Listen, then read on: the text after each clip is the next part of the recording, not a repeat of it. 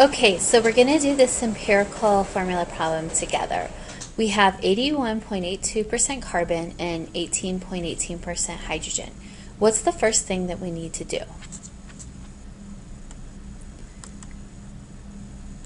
Well, we can say that percent is the same as grams, and we have to go from grams into moles.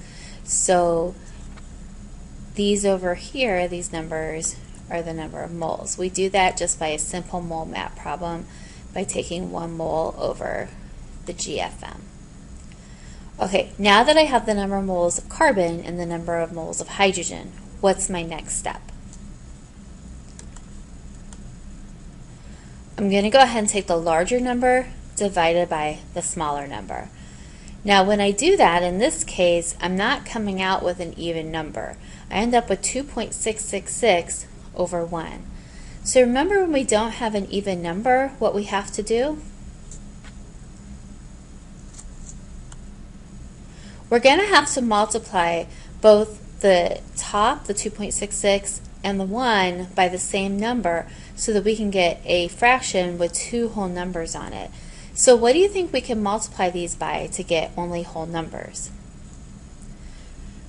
Well, if you're not sure, here's a little tip to remember. Write this down somewhere.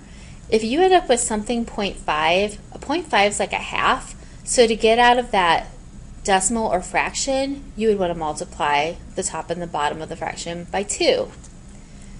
If you have either a 0.33 or 0.67, you're talking about a third or 2/3. Well, to get rid of that fraction, you would multiply by 3. By the way, that's what we're going to do in this problem because we have a 0.67.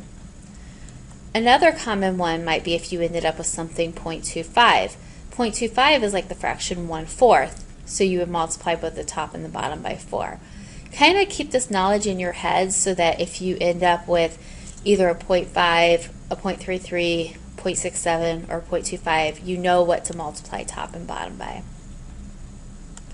Back to the problem, I had that 2.66, I multiply the top and the bottom both by 3, and I end up with even numbers now. I've got 8 and I've got 3, so I've got whole numbers now. So what do I do with those whole numbers? Well, the 6.818 came from carbon, so carbon gets that bottom number of 3, this number here, and then this number here, the 8, goes along with what was originally the 18.18, so that's the hydrogen. So what's the final answer?